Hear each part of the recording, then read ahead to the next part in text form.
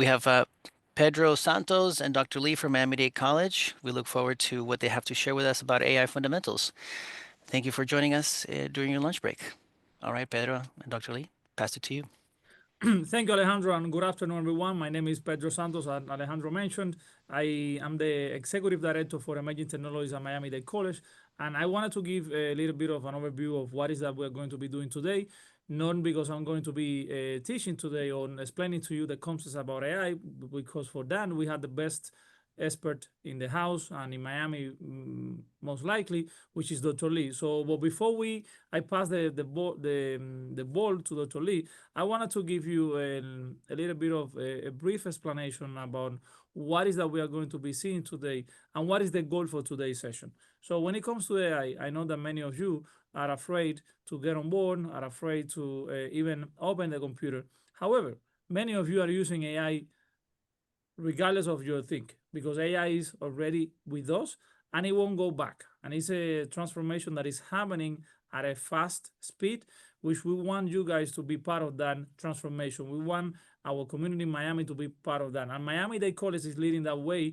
when it comes to applied AI at the national stage. I don't know if you are aware, but last week, Google donated to the college $2 million, so we can continue supporting initiatives like this and supporting our students and our community as a whole to make sure that Miami is a city that everyone feels empowered to use AI for the benefits. You can be a business owner, you can be a professional in any industry, and then you have to use AI. So it's about a mindset that we want for you to start thinking about it and embrace the AI era, which is the one that we are living right now. For many of you, something similar happened when it comes to the internet in the late 90s, early 2000s.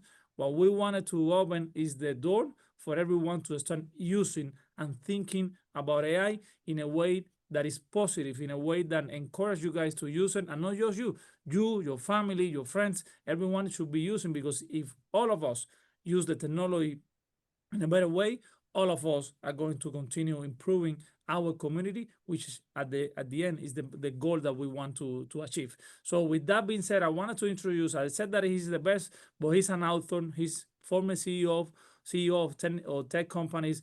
Now we had the privilege to honor to have Dr. Lee as a faculty member of Miami-Dade College, but also he's a proud father and husband as well. So I wanted to introduce Dr. Lee, and please, I know that many of you may be having lunch right now. Pay attention to what Dr. Lee is going to share with you today. Why? Because the wisdom that he's sharing with you is unique, and this is a master class in what you are going to learn how to master AI for whatever you wanted to do. So with that being said, thank you, Alejandro, once again. Thank you, Commissioner Regalado, for providing us this space to support your district, and I wanted to pass it to Dr. Lee. Thank you so much, Dr. Santos. I sincerely appreciate that. Can you let me know if you can hear me? I just want to make sure my audio is good. We can hear you. Okay, perfect. Good afternoon, everybody. My name is Dr. Lee, as Dr. Santos just mentioned. And he also mentioned the most important part, that before I'm a professor, an author, anything like that, I'm a husband and a father, and I am a member of our community first. And I like to call that out, because what we're gonna be talking about today isn't just about kind of a fundamental transformation. It's going to be about how we can prepare ourselves and prepare our families for a fundamentally different world.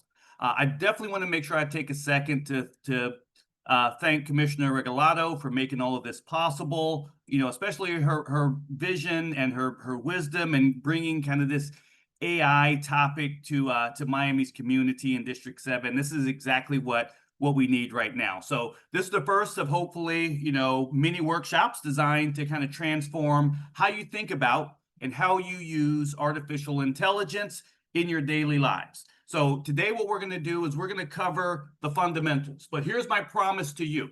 My promise to you is that you should be able to leave here today and you should be able to gain value. You should be able to leave here today and say, you know what? I learned at least one new technique that will make me more efficient or more effective at what I do. So we're going to cover the fundamentals, but I promise you by the end of these 40 minutes or so, you're going to see AI in a completely different light.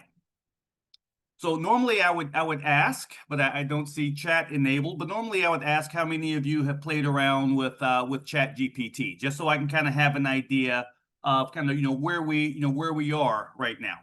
And I'm going to assume that many of you at least have some experience messing around with ChatGPT.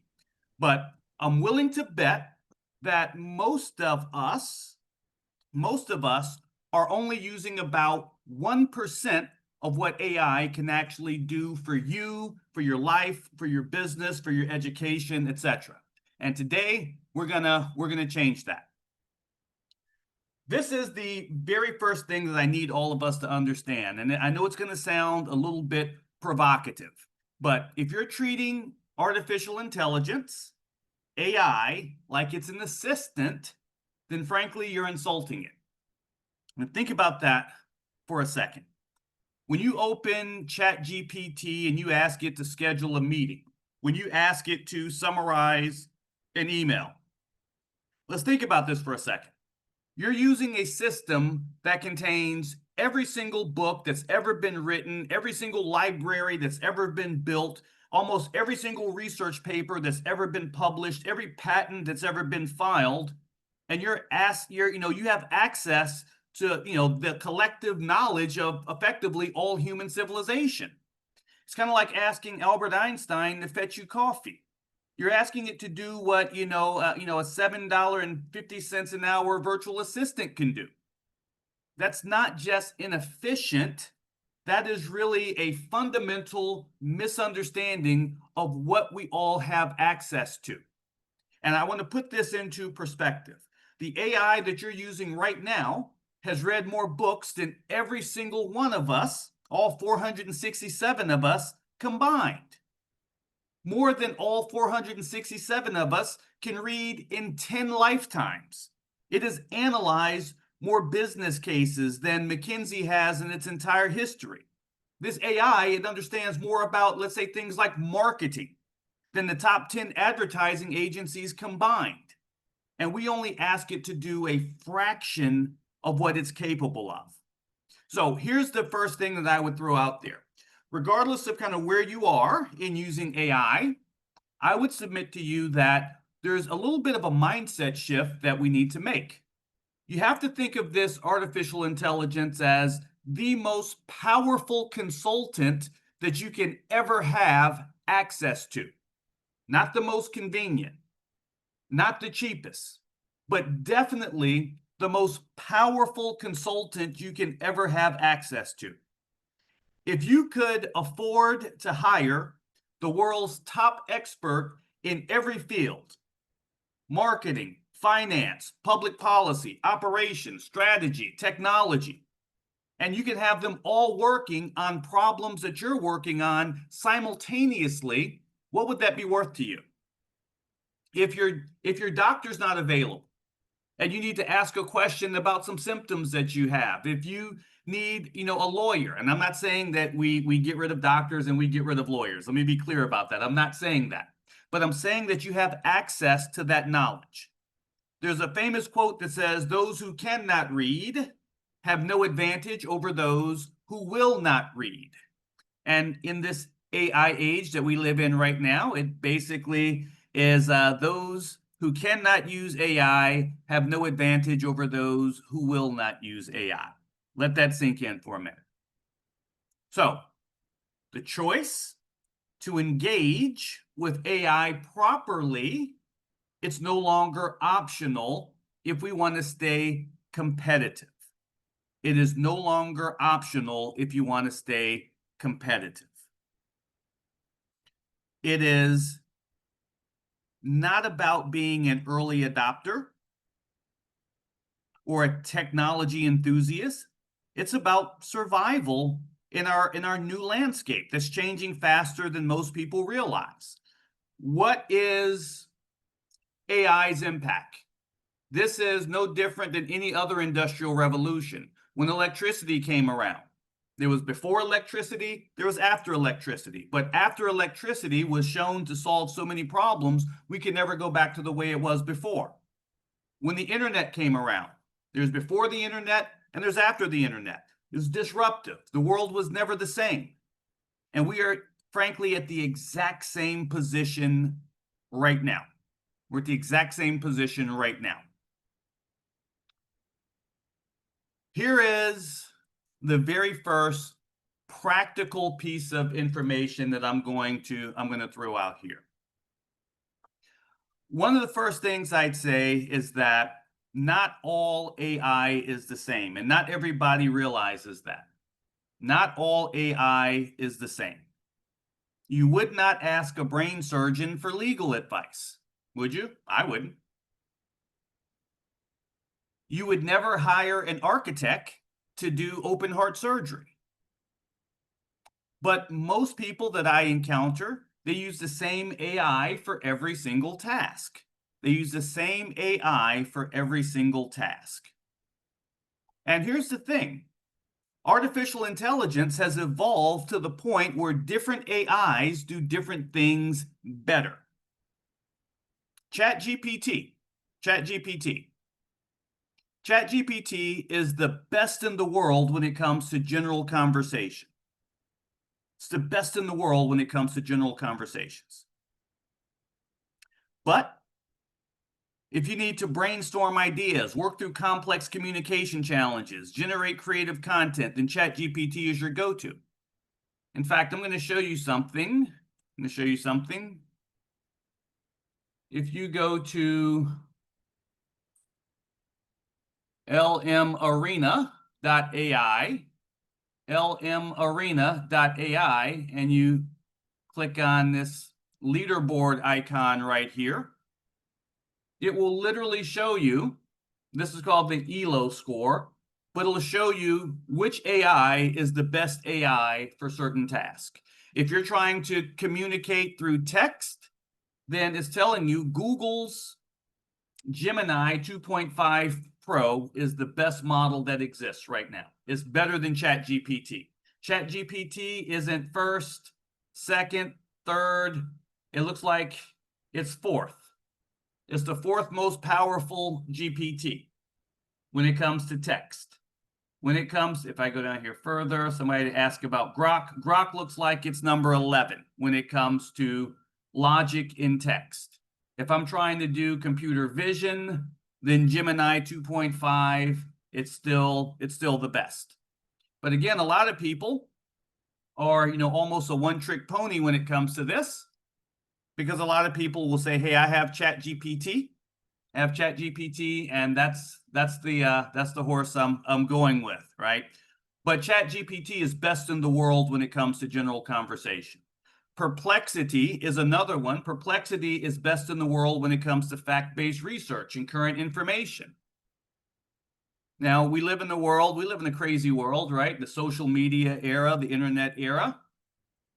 Perplexity, they take pride in having fact-based responses where every single response that comes back is cited and you can see where it comes from. My personal favorite is Claude. Claude is best in the world, Claude.ai, best in the world when it comes to computer programming, best in the world. When it comes to complex reasoning, when it comes to logic, best in the world. And then Google is best in the world at text reasoning, as I just showed you, and complex analysis. So here's my point. Most people go to ChatGPT and they live their lives on ChatGPT. And ChatGPT is best in the world. The best in the world at general conversation. But you're going to see more instances of hallucination, bias, and misinformation. And by the way, this website that I just mentioned is at the bottom of the slide. I'll get with the commissioner and see about getting this entire deck to anybody who is interested. But lmarena.ai is where you can go to check. Yep. The best one for programming by far is Claude. Claude invented the whole vibe coding. In fact, the Claude model is so good. I'm not sure how many of you are old enough to remember when Deep Blue from IBM beat Garry Kasparov to be the best chess player in the world. A machine beat him in chess, and we realized, hey, this is a new era. Same thing just happened this year. Claude's model just outperformed the world's best computer programmers, and we know that that's going to be disruptive to software development because the AI is now better than the world's best computer programmers. All right, so that's kind of the first thing that I would throw out there. Use the right tool for the right job. That's number one. That is super, super important. A lot of people just skip right over that. It's not just smart. This is the difference between getting mediocre results and getting transformational outcomes. Get comfortable using multiple AI systems. Learn their strengths. Match the tool to the task. And this alone will dramatically improve the quality of your results. Here is the most important thing that I can offer to you. The most important thing that I can offer to you. Most people that I know, they go straight from their brains to the keyboard. This is not Google, folks. This is not Google. What I want to show you today, this one thing that I'm going to show you, this alone can 10x or even 100x your capabilities overnight. And I'm not exaggerating when I say this. It's called metaprompting. It's a big fancy PhD term, but it means something very simple. It means that we have to learn to get out of our own way when it comes to using AI effectively. Most people will use ChatGPT and they'll just go straight from their brains and type what's in the keyboard. I'll write what's in their brain to the keyboard. And what happens is that the AI will match your energy. When you do that, you're limiting the responses of the AI to just your universe. And we have some super smart people on this call, over 500 people, smart people we have on this call. But I'm going to tell you that no matter how smart you are or I am, you are certainly not smarter than the smartest geniuses that have ever graced God's green earth. But we don't use them. That is a mistake, a huge mistake. When you prompt and you say, hey, I want you to give me a story about my product, it's going to give you general results. But when you meta prompt, what you do is you say, hey, I want the perspective of an expert in marketing with maybe 30 years of experience and maybe an ad executive. How would they create a compelling product message that considers emotional triggers, brand positioning, customer psychology, and anything else that an expert would consider? I want you to write that prompt for me. Do you see the difference? Do you see what that means? That is so important, because here's the thing. When I do consulting, this is the first thing that I throw out there, that you have to get out of your own way. I'll have people say, I already know my customer. I don't need the AI to tell me about my customer. And I say, you know what? You don't even know your own blind spots. You don't even know what you don't know.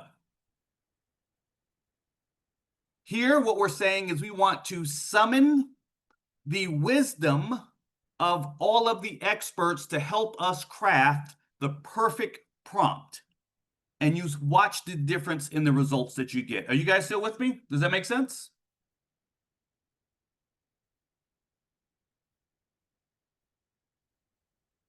That is extremely powerful. Extremely powerful. I call that the brain to keyboard problem. The brain to keyboard problem. Here's the thing that people will run into as well. As you use this AI is designed to give you answers that it thinks that you want to hear. So because of that, what it will do is it will give you answers and it'll say, oh, you're absolutely right. Oh, you're so smart. Oh, you're a genius. Let me go and fix that for you. What's it doing? It's coddling you. It's intellectually coddling you. It's telling you what it thinks you want to hear, not what is objectively true. So here's a tip. When you work with this AI, work with it, copy the results, and then put the results in a new window, a fresh session, and say, hey, I want you to critique this. I want you to criticize this. Because if you're sitting there talking to the AI, it's just going to keep telling you what it thinks you want to hear. It will only it will reinforce your cognitive bias. Let me give you an example of what I'm talking about here. Let's stop this for a second. By the way, this is aistudio.google.com. I strongly recommend everybody go out here because, well, it's free. Number one, it's free. And number two, not only is it free, but we just saw that it's one of the world's best artificial intelligence models. One of the world's best artificial intelligence models. aistudio.google.com. And I don't get paid by Google. I don't get paid by OpenAI, but it is objectively better. Now, of course, you're going to find, what works best for you. But my degrees are in artificial intelligence and physics. So I am not a creative person. So if I wanted to write a prompt and I wanted that prompt to generate an image for me, then I would have no idea. I could say, this is metaprompting. Give me a prompt that I can pass to, we call it Nano Banana, so that it can create an image of, I'm just going to say South Beach. Okay, I could do that. That is one prompt I could use right there. But that prompt is terrible. This is what metaprompting looks like.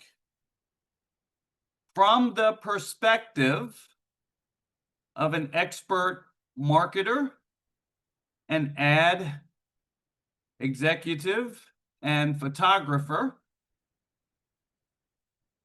I need for you to create a prompt that I can use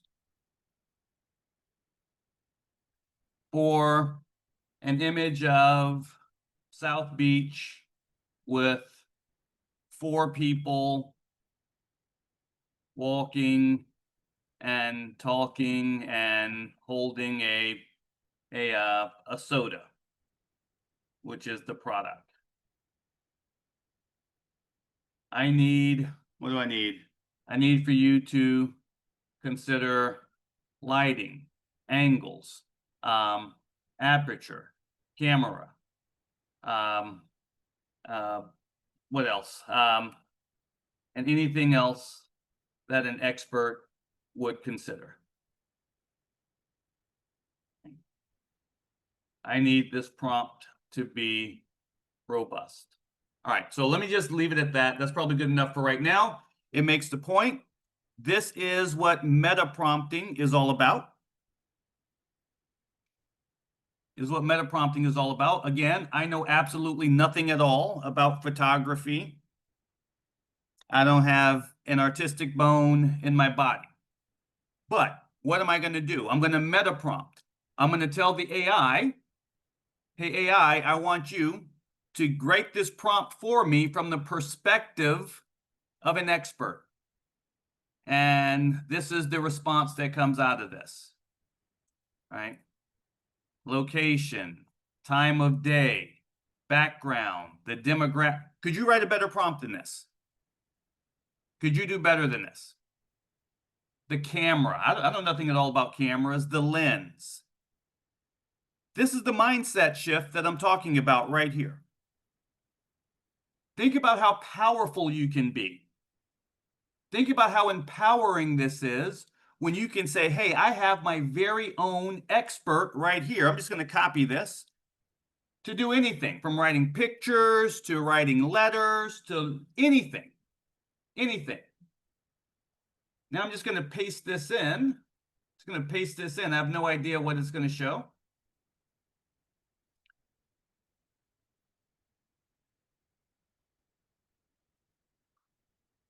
It wrote the prompt. And now that it wrote the prompt, let's see what it comes up with.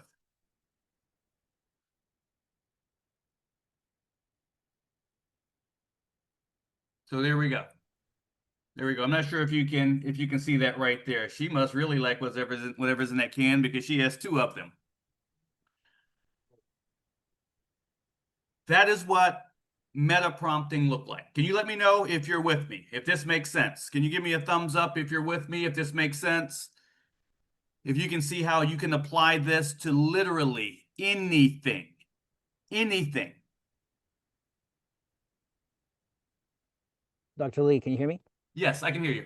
So we don't have the chat available, but we do have the Q&A section that we can tackle whenever you like or later. And people are also responding in the Q&A section to your questions. Very nice. It's amazing. Great insight, stuff like that. Awesome. Awesome. Thank you. I appreciate that.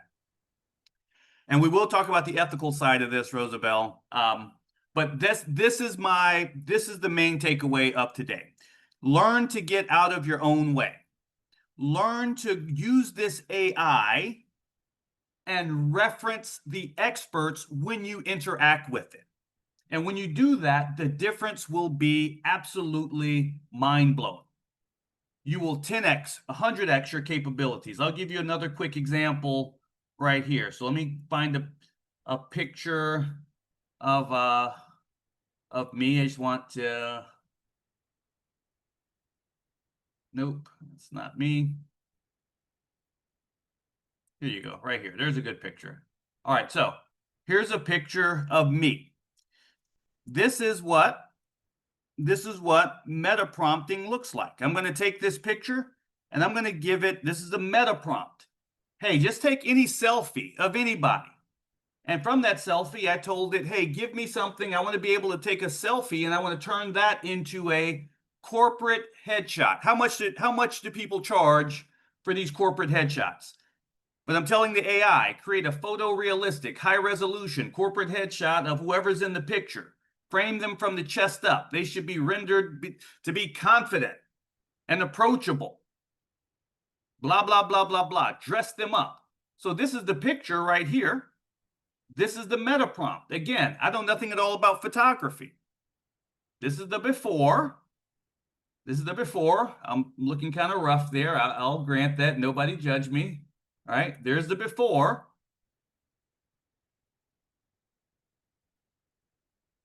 And there's the after. There's the after. That's what metaprompting looks like. And if I can do this with images, imagine what I can do with any document that you have, any video that you have. And the key now is that my mindset has shifted. I've shifted from thinking of this AI like it's just an assistant. And now I look at this as my personal expert consultant. That's the difference. That's the difference. Mindset.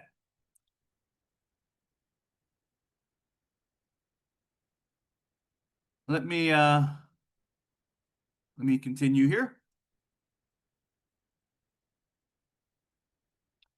All right, so that's what metaprompting is all about. You're simply summoning the wisdom of the experts with how you interact with the AI, okay? Instead of saying, give me a picture of a lady holding my product, you say, as an expert photographer, blah, blah, blah, blah, blah. Instead of you saying, help me with this, you say, act as an McKinsey consultant and a brand strategist and help me develop a comprehensive marketing strategy, blah, blah, blah, blah, blah. So here's the thing. If you just change your mindset, change your relationship with the AI, you will find out very quickly that you are empowered. You are empowered. When you metaprompt, you're summoning the wisdom of the world's greatest experts to work on your problems. And that, my friends, is how you 100x your capabilities. That's the difference. Let's move on to the next thing. that I want to show you. And by the way, what I'm showing you here, it applies to any product that you use. This is fundamental when it comes to AI. See, I don't know, there's over 500 people in this room right now. I don't know what your levels are. I'm only good at one thing, well, two, blockchain and AI. I've built these AIs from the ground up. I've written every line of code to create these AIs. I know this AI extremely well. I don't know where you are, but I can tell you this, regardless of where you work, regardless of what you do, regardless of your role, what I'm showing you here is fundamental and it applies to any AI tool that you're going to use. Use this and you will see your performance increase significantly. There's something else I want to bring up here. Here's how you can take metaprompting to the next level. The problem with AI in its default state, ChatGPT, for instance, is that ChatGPT is trained to be a generalist, not a specialist. When you ask AI a question, it's going to pull from its corpus of knowledge. And that sounds great, right? You have access to everything. You have access to the entire world. You ask it a question, it's going to respond with access to the entire world. But here's what actually happens. It's giving you information that's technically correct, but it's often irrelevant to what you need. If you're asking about cooking, it's going to say, yeah, heat warms up the food. Well, technically that's right. But what about all the nuance that goes into recipes and cooking? It misses all of that. It's like asking a question and getting an encyclopedia dumped on you instead of a focused answer. You can always tell when somebody didn't even listen to you. They just use AI because you'll have this massive response and most of it's not even really related to what you're talking about. So the solution to this, and this is what I want you to think of, the solution to this is to make all of these wide, massive AI models, make all of them an expert in just what you want it to be. If you want this AI to be a best in the world in processing invoices, then I'm going to show you how you can make it a best in the world at processing invoices. If you want it to be a best in the world at being a math tutor for your child, I'll show you how you can make it a best in the world math tutor for your child. In other words, what I can show you how to do is I can show you how to take this AI and give it a personality. Give it a personality. That is powerful, powerful, my friends, because what we can do with this is we can start to create what I like to call virtual employees, synthetic employees that work for us, specifically for us. Let me show you what a system prompt, let me show you what that looks like. If I can find it down here. Nope. Of course, it's going to be, nope. There we go, right here. All right, so this is what a system prompt looks like, okay? Gemini Pro, best model in the world. We've already seen it, okay? Tara, I don't know about that one. That one you're going to have some conversations with the AI. All right, system prompt. I'm just going to tell this system prompt over here. It's called system instructions. System instructions. I'm just going to tell this, I'm going to call this one Yoda. How many of you are a Star Trek or Star Wars? Which one? Star Trek or Star Wars? Please make every response sound like Yoda. Okay. That's a system prompt. Okay. That's a system prompt. So now that I have this system prompt, I'm going to just talk to this. Please tell me about District 7.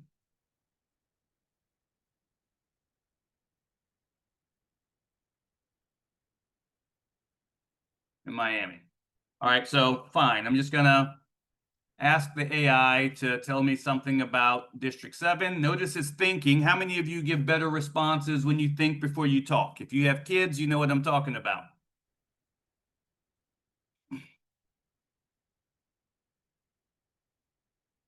And everybody that says Star Wars, I like Star Wars, but I love Star Trek. Okay. All right, so look at the answers here, right? Hailing from Miami, a public servant is she, right? Does that sound like Yoda?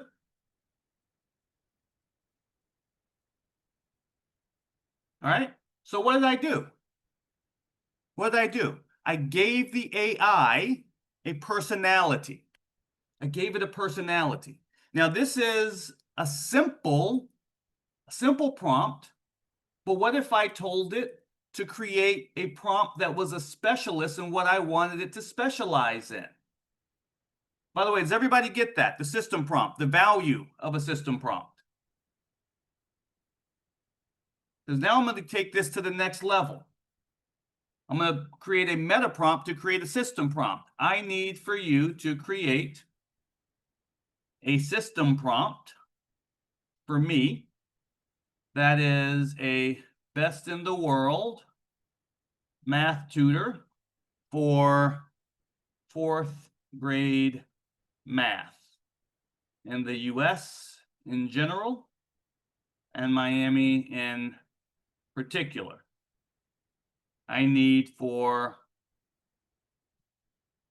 the tutor to be an expert and patient and understand learning science principles. Make this prompt robust. What am I doing? I'm creating a meta prompt to create a system prompt. A meta prompt to create a system prompt. So by the time I finish this, I'm going to take the output of this, I'm going to put it into the system prompt over here, and then I'll have a tutor for my 4th grader. And so now every time that my child interacts with this AI is going to believe that it is a best in the world math tutor. Best in the world. So here's what a system prompt is. A system prompt simply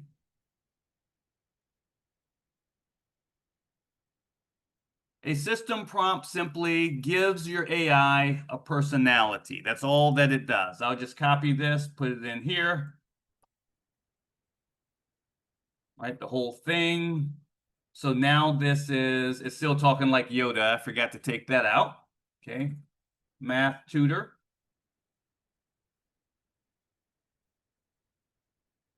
What is the order of operations?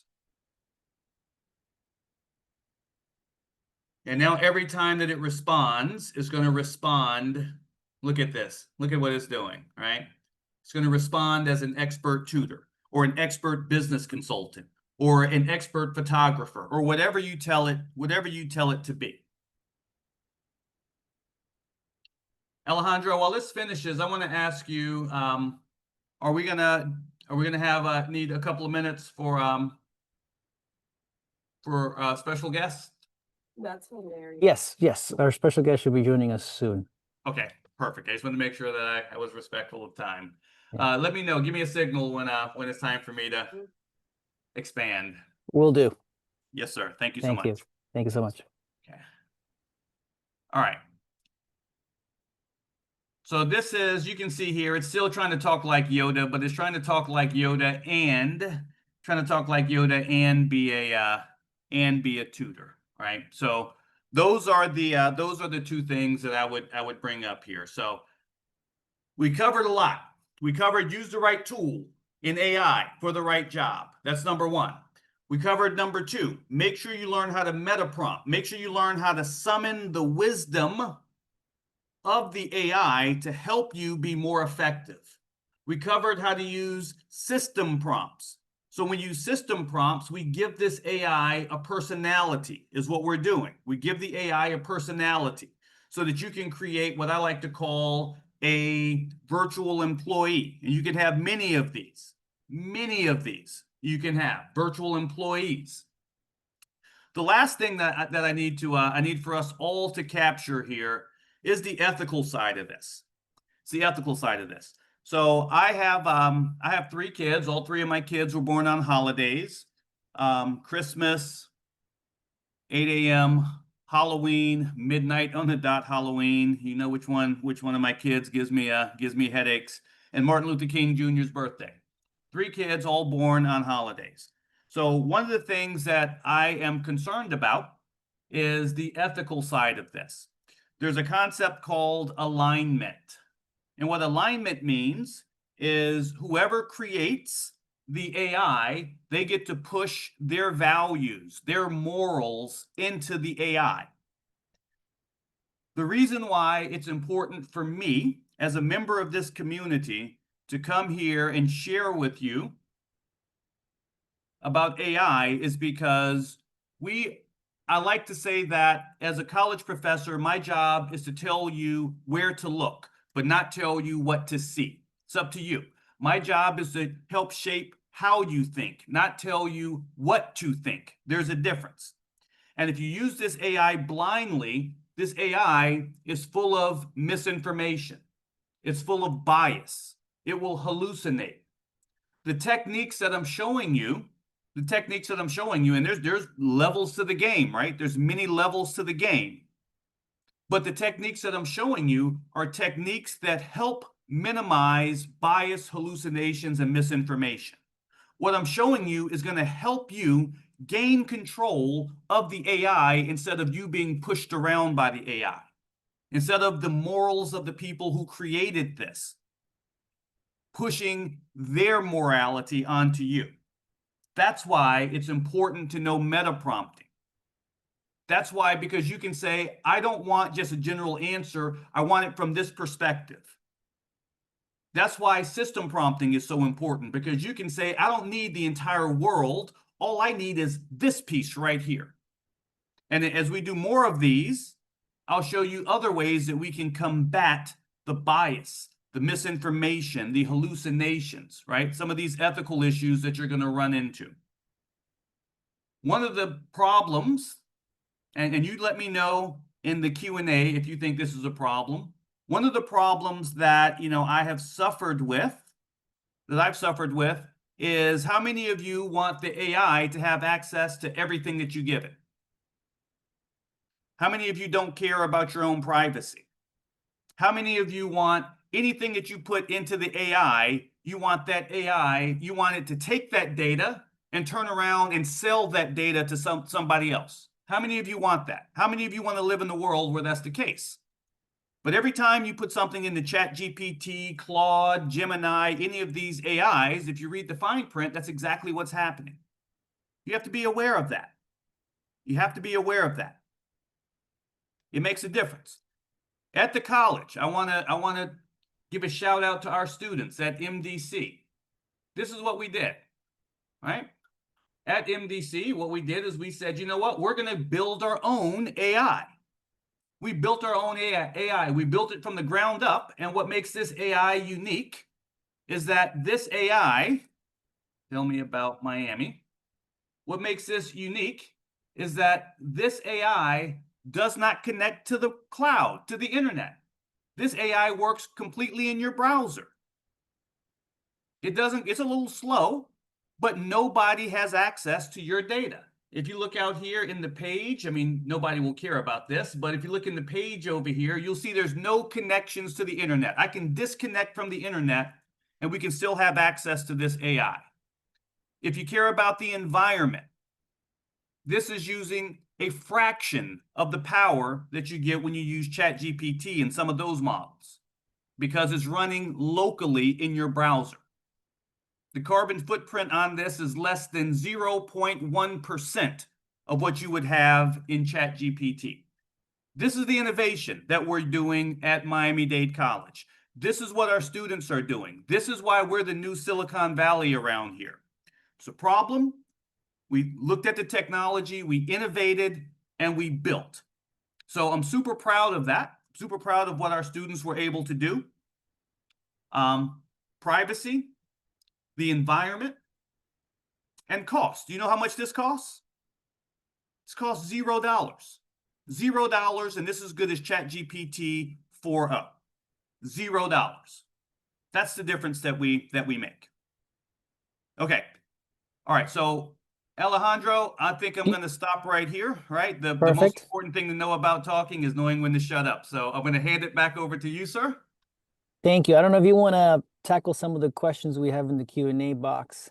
I've been trying my best here to clear some of the comments and responding to a few.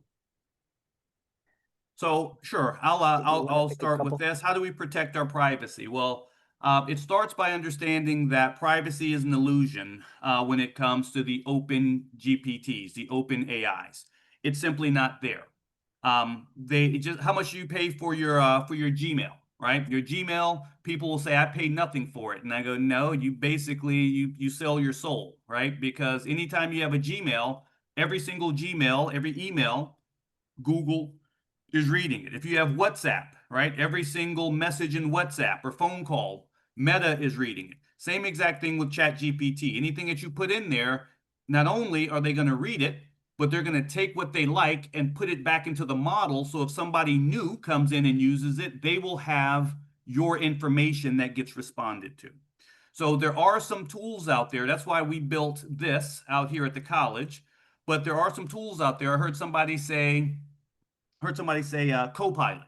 What makes Copilot helpful, useful, is that what Copilot does is it says we're still going to be cloud-based, but we're going to let you have your own private cloud, and we're going to promise not to look in your data, look in everything that you've interacted with. So that's what makes Copilot special. The con to that, pros and cons, the flip side of that is that it just doesn't have the quality as some of these other AIs have out there. And so a lot of people have noticed that as well.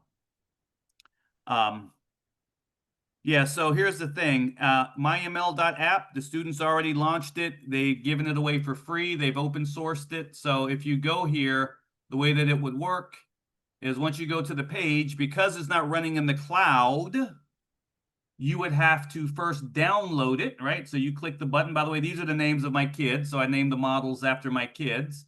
So you would download it first, and it downloads the entire, you can imagine this as it downloading all of ChatGPT down to your machine, and then your conversations never leave your machine. So that's how it would work. It's already out there. It's already live. Platform is more secure privacy-wise, definitely Copilot, but that's the give and take with Copilot. You know, your models won't be as powerful. I wish Dr. Santos was on here. He could talk about I'm a professor over there. Dr. Santos is in the administrative side. One of my favorite questions here is, where can I see more teachings of Dr. Lee? So I'm at a MDC. I'm at MDC. If we have another one of these, which I hope we will, I will promise to bring my schedule, because we do have several, we do have several of these here, and that's our whole goal, is to give to our community. We love our community. I'll tell you this, best-selling author, there's the book AI and the Art of Productive Struggle. This is something that I would recommend as a takeaway right here for all of us here. If you go to drlee.io, I wrote an article specifically for us here. Stop treating AI like Siri, why your consultant costs $0 and you're not using it. It's a summation of what we covered today. And I'm going to tell you, this is just the appetizer. There's levels to the game. If we have more of these, or when we have more of these, I promise you that you're going to get value in every single session, every single one.